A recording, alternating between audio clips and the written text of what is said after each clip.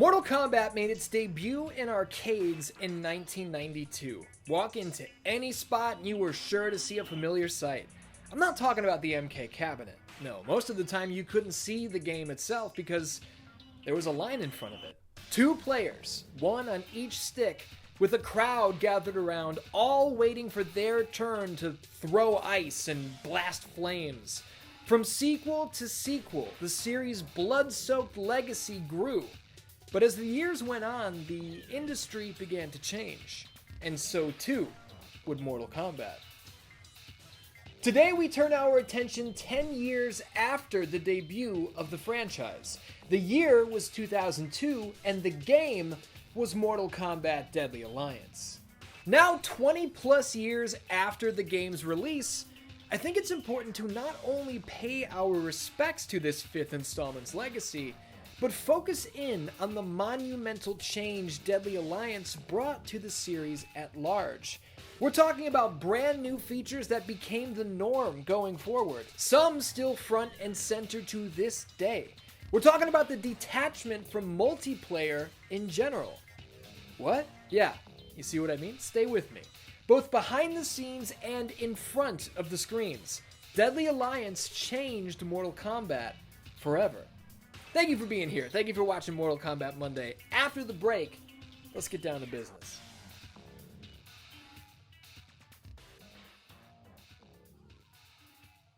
Every video here on 616 Entertainment is made possible by my supporters over on Patreon. If you enjoyed the show here today, consider signing up. You'll get early access, exclusive videos and podcasts, and more. Pro Wrestling Tees has the merch. As always, thank you for watching.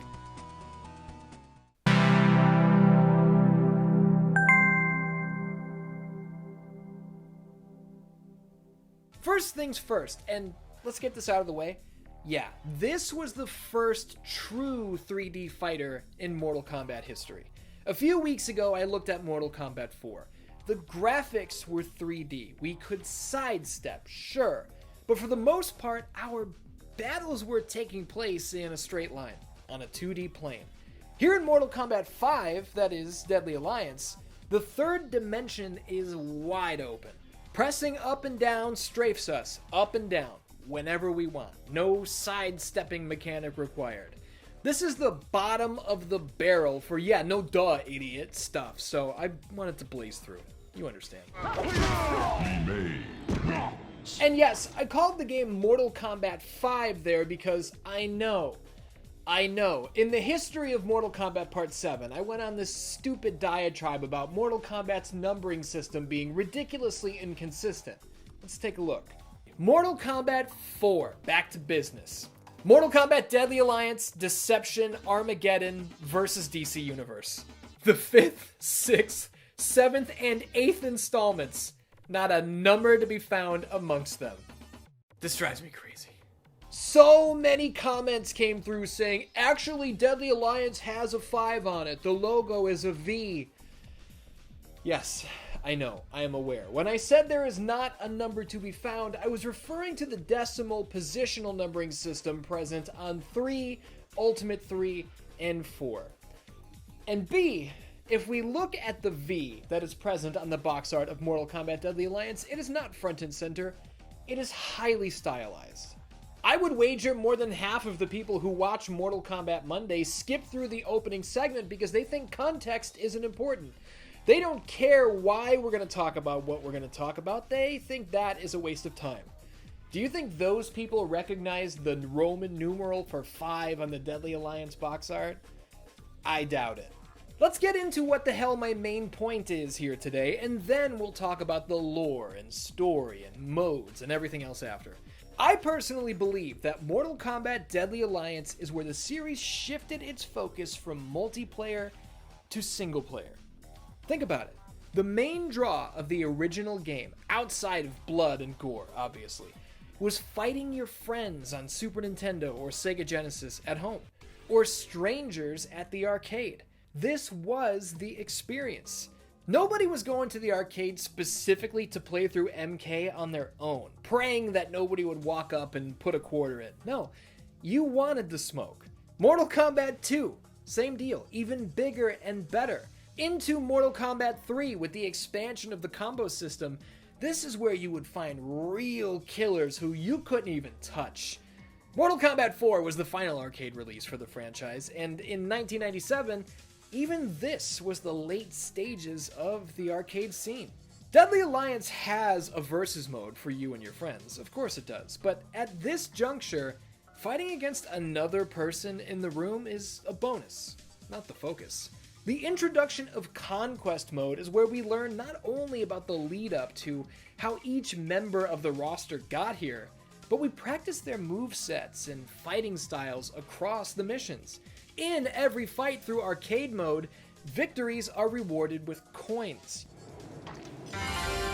You'll be collecting ruby coins, sapphire coins, jade, gold.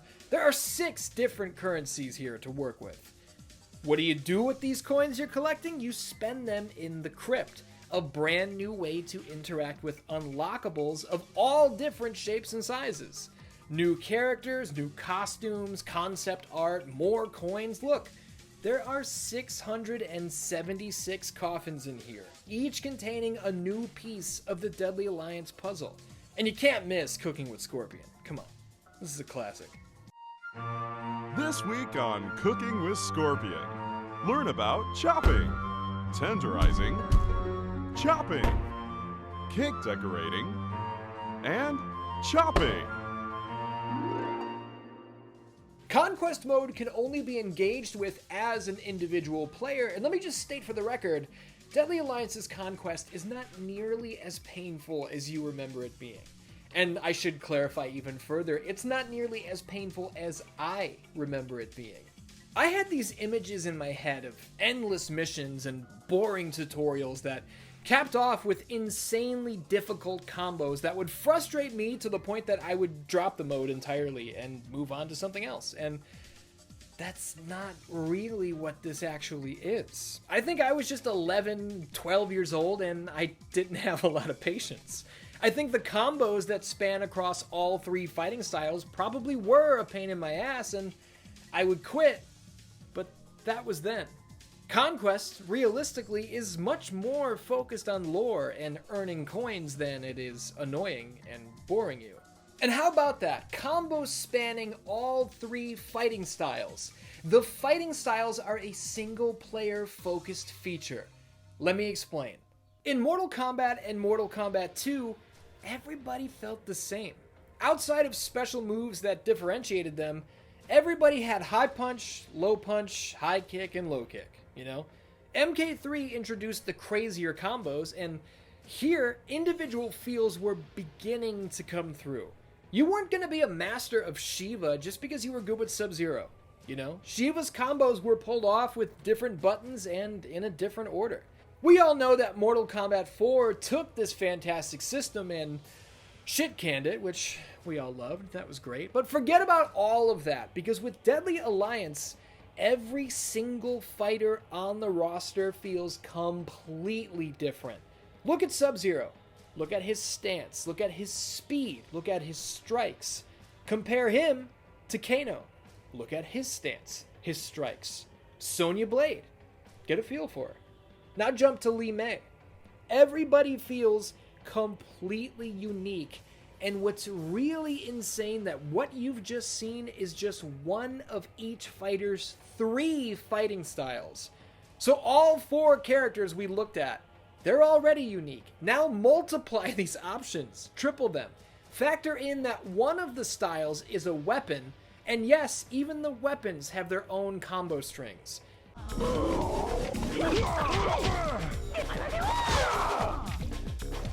Each fighting style has its own set of combos. Those combos can chain together into the next fighting style, and if you're really good, you can chain all 3 styles into one combo. This level of variety was leagues beyond anything that Mortal Kombat had ever offered in its previous 10 years of existence, and it is my belief that this level of expansion can be credited largely to the goal of keeping individual players engaged. The time it took you to master Scorpion in 1993 will not come close to what it takes to mastering him here in 2002. Do you think that's a coincidence? Do you think all this extra mileage coming to the series right when the mainline titles were shifting over to home console exclusives just happened to coincide? I don't think so. If you're still on the fence, if you're still not sold, let me present to you the roster of Mortal Kombat Deadly Alliance. The first thing you'll notice is that you've only got half a roster here to start with. Yeah, it's great to have Sub-Zero and Scorpion. Our main heels, Shang Tsung and Quan Chi, are here. Sick, but what's going on down there? Look at all of these fighters who are locked away. You want them, don't you? I can see Cyrax down there. I like Cyrax. And you like Cyrax, and you want to play as him, don't you? So what are you going to do? You got to remember, this is 2002. You're not going to get Cyrax by going to grab your credit card. This was the good old days. We want Cyrax, and there's only one way to get him. We've got to play the game, earn the coins, and spend them in the crypt. Coffin CN. Get it? Cyber Ninja.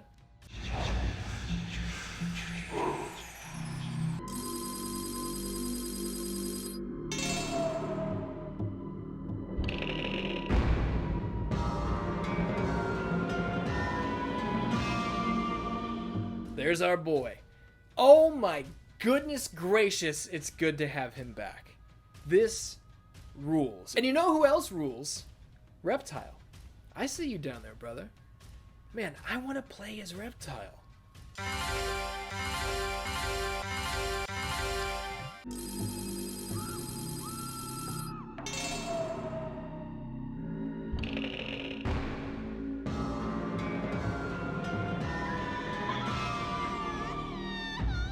Yeah, dude, holy hell, look at him here.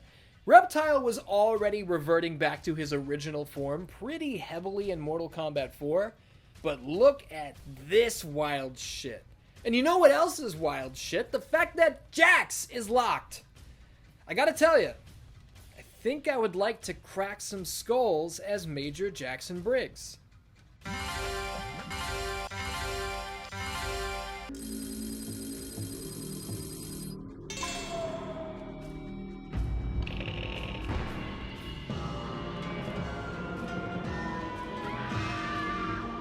Get out of your ass if you don't love Jax, dude. Are you kidding me?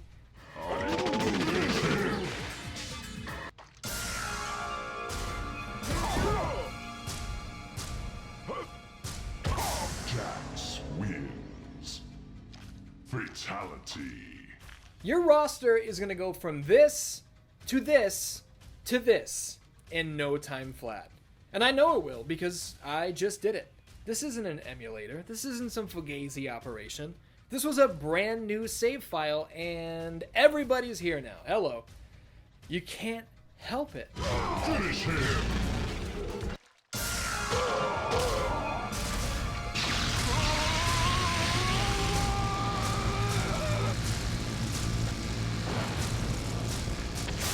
Raiden wins. Fatality. One might question why Movado is available from the start, but Raiden is locked. Why is Bo Raicho available from day one, but Katana has to be purchased from the crypt?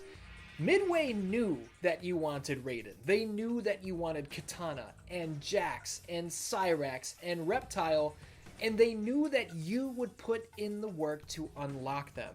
And along the way, while you were stacking up the coins it would take to purchase them from the crypt, you might take a chance and check out Movado and Li Mei. And even if you don't like the way these debuting faces feel, you've taken it upon yourself to learn who they are and how they fight. And this whole world just got a little bigger, didn't it? This is the hook of the single player experience.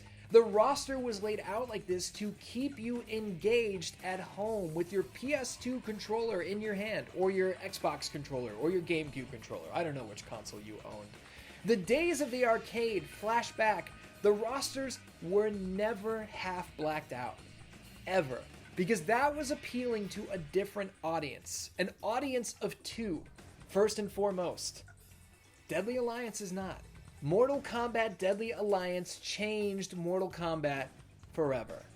And I'm not saying that purely from a gameplay perspective either.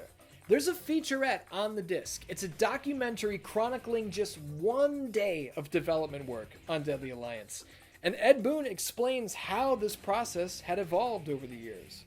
Making a video game today is almost nothing like when we worked on the first Mortal Kombat in 1991. Mortal Kombat 1 had one programmer, 2 artists, and a sound designer. That's it. 4 guys. Whereas on Deadly Alliance, we have a team of over 50 people. We've been lucky enough to get some of the most talented people in the video game business. And on any given day, it's amazing how many different parts of the game are being worked on at the same time. And even a team of 50 is minuscule compared to how NetherRealm Studios operates now, with over 250 active employees on the payroll, which just goes to show how the industry has continued to balloon. But from crafting the fatalities to tracking motion capture, discussing the level of recoil an opponent should experience from Natara sinking her fangs into their neck, this was something I'd never had access to before. I watched this damn documentary over and over, and now, in my mid-30s, looking at this team putting in 12-plus hour workdays on Deadly Alliance, goodness gracious, just incredible stuff. And from one amazing video to the next, look at the title of this one. That's a little familiar, isn't it? Let me just play a little clip or two of this for you. The very first time I saw Mortal Kombat, I was totally blown away by the extremeness of it. In 1992, Mortal Kombat changed the world of video gaming forever.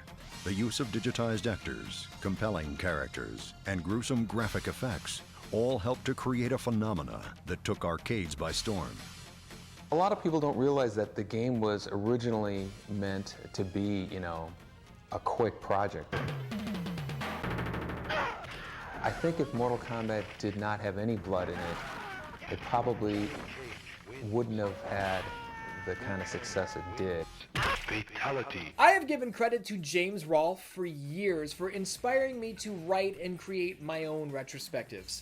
It was his 4-part AVGN Castlevania series that made me go, man, I would love to do something like this with a franchise that I love as much as James loves Castlevania. And that is where the History of SmackDown came from in 2017.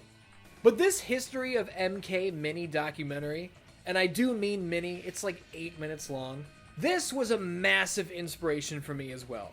I was obsessed with this little video. I watched it 100 times, but I was also disappointed with it. I just loved the idea of going through Mortal Kombat's full run of games and touching on the movies, but, to only spend 2 minutes on Mortal Kombat 2, less than 90 seconds on Mortal Kombat 3, there was still so much to say, so I said it. And millions of you watched, and you're still watching now. Thank you for being here. I touched on Conquest Mode earlier and how cool it was that a ton of new lore was revealed from mission to mission. I mean, how else would we know that Goro died between MK4 and MK5, right? But while we're talking about Deadly Alliance, while we're here, why not look at the story a little bit? We learn a great many things just in the opening cutscene, the first of which being that Scorpion's Mortal Kombat 4 ending is straight up canonized. Quan Chi is indeed responsible for the death of Scorpion, his wife, his child, his clan, and by proxy, the original Sub-Zero. Scorpion and the younger Sub-Zero's feud is called off once they're both aware that they've been played, and Scorpion has locked Quan Chi away in the Netherrealm. This all happened. This is legitimate.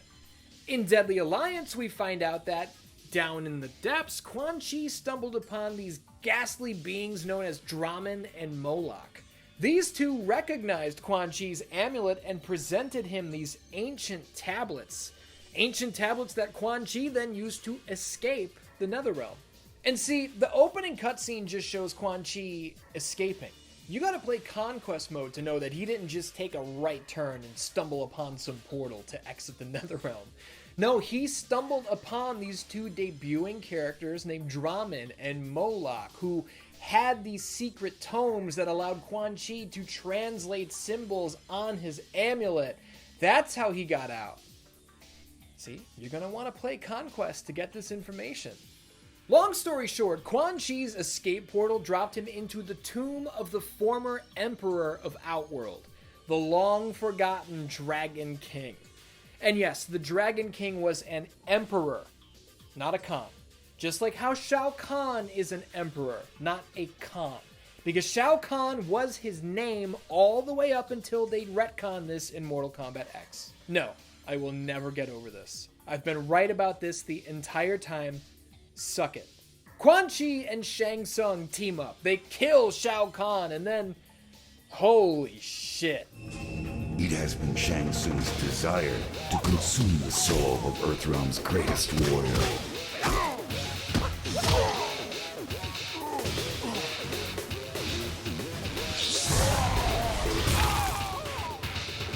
With Quan Chi's assistance, he achieved this goal.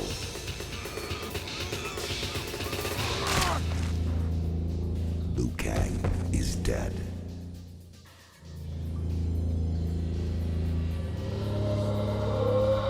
I will never not pop for this. To this day, it gives me goosebumps. I'm serious. Nobody saw this coming. Nobody. And to drop this bombshell in the opening cinematic was truly unbelievable. And to commit to this the way they did, having Liu Kang not be playable in any way whatsoever. For the first time ever, chef's kiss. He's dead. He's gone. The good guys have no hope. This is a massive problem. And spoilers, we learn in the opening cinematic of the sequel that the bad guys fucking won. The Deadly Alliance wrecked everybody. Even Raiden, who relinquished his status as an Elder God in order to fight them, they even beat him. I am of the mind that this evolution of the lore, this amount of story expansion, each fighter having their own conquest chapters and an arcade ending, this furthers the single-player engagement approach.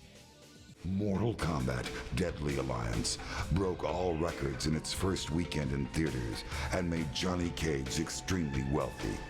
The movie told the true story of how Johnny Cage single-handedly saved the world from the threat of Quan Chi and Shang Tsung's Deadly Alliance. Now, do I love everything about Deadly Alliance? No, I don't. I mean, do you want me to go into detail on the things I don't like? We can do that. One of the most important pieces of the puzzle when it comes to Quan Chi and Shang Tsung forming the titular Tainted Tag Team is the ancient, undefeatable army of the Dragon King. This army is never really relevant. We can surmise from Kitana's conquest that this army was responsible for the death of Goro, reading between the lines that no matter how hard Kitana and Goro's combined forces fought, that Kano's forces weren't budging. We can assume that this was the undefeatable army. What does Kano have to do with any of this? Well, he was working for Shao Kahn, and he let Shao Kahn get killed by the Deadly Alliance. And then the Deadly Alliance seemingly let Kano borrow a portion of the Dragon King's army on this day. This is all conquest mode stuff, guys. I'm telling you, the lore is there. But to stay on topic, yeah, I wish more came of this army. Even in Deception, the final battle is between Quan Chi, Shang Tsung, and Raiden. Where's the army? What are they doing? You know? They're undefeatable and they're not helping? I find it disappointing that Deadly Alliance is absolutely teeming with stages perfect for stage fatalities, and they're just not here. At all. What a bummer. The characters' fatalities are largely lackluster as well.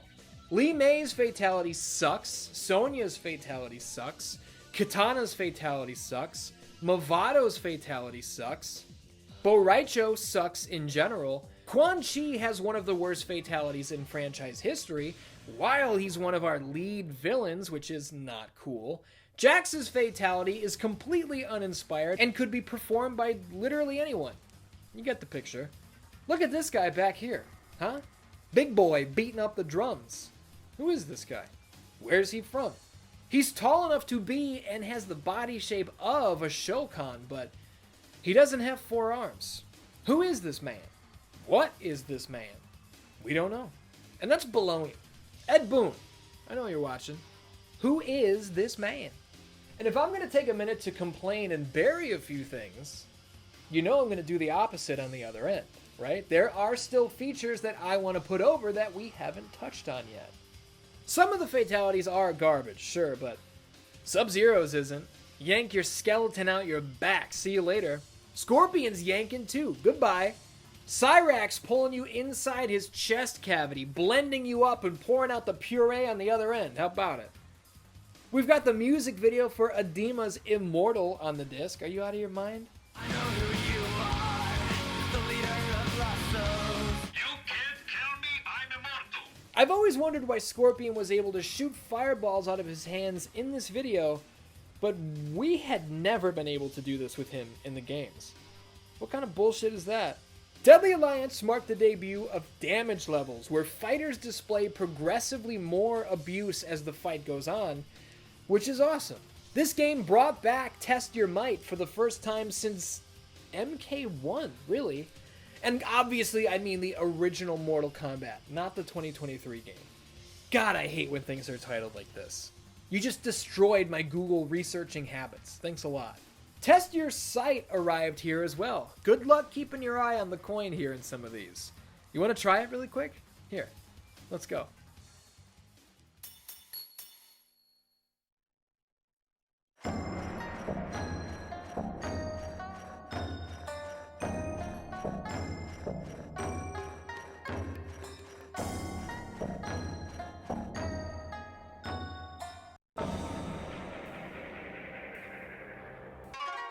You chose wisely.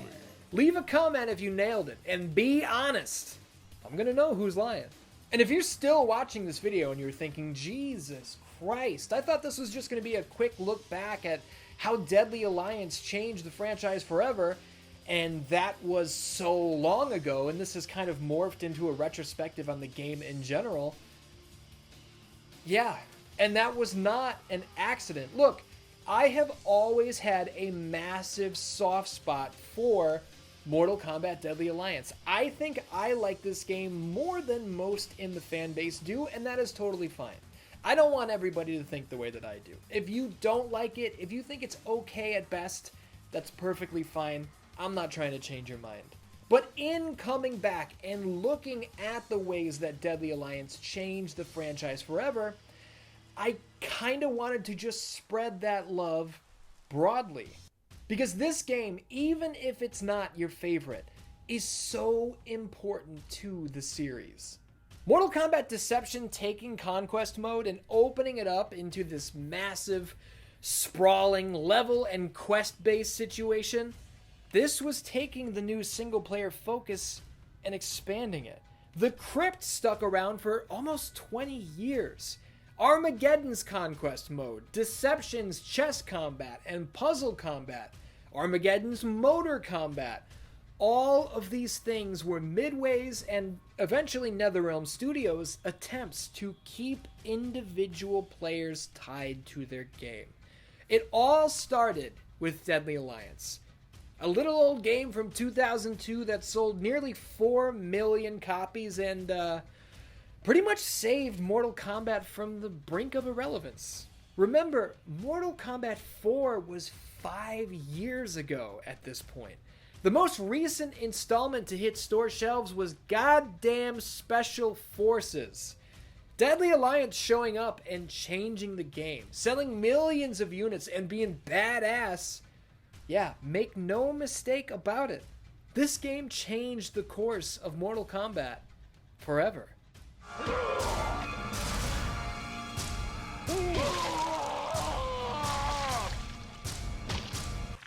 Johnny Cage wins. Fatality.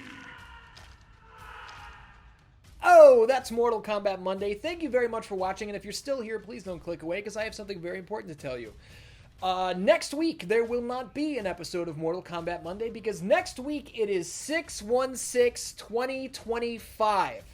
And if you don't know, 6/16, June 16th, that's a huge deal around here. That's like this channel's WrestleMania, you know, kind of a big deal. And I have a massive announcement to make. Those of you who enjoy my show, Triangle X Squared Circle, the wrestling game retrospective series, maybe you've been watching since 2019, where I've covered games like TNA Impact, Showdown, Legends of Wrestling, the ECW video games, and everything in between. Maybe you like watching the show, but will you like reading the book? Yes, indeed, Triangle X Squared Circle, the wrestling video game compendium, is a paperback book that you are going to be able to buy on 6/16/2025 because that is when the Kickstarter launches. Now, the book is going to run you about $100. Now, no, it's not. No, it's not. It's going to be like $20. There are going to be like 50-something retrospectives in there, almost 50, I think. Keep in mind, this is the short version of the details. You might be wondering, you've covered a lot of these games before. Yes, I have. Are you just copying and pasting the script of the videos? No, I'm not. The games that I have covered before that are featured in the book are all brand new. This is all completely rewritten, and trust me, copying and pasting the scripts for the videos would not work.